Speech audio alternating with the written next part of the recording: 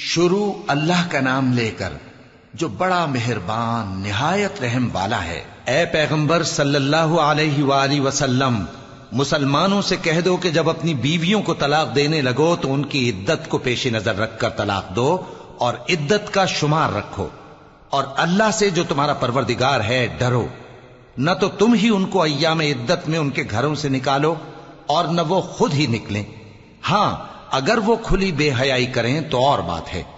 اور یہ اللہ کی حدیں ہیں، اور جو اللہ کی حدوں سے تجاوز کرے گا وہ اپنے آپ پر ظلم کرے گا۔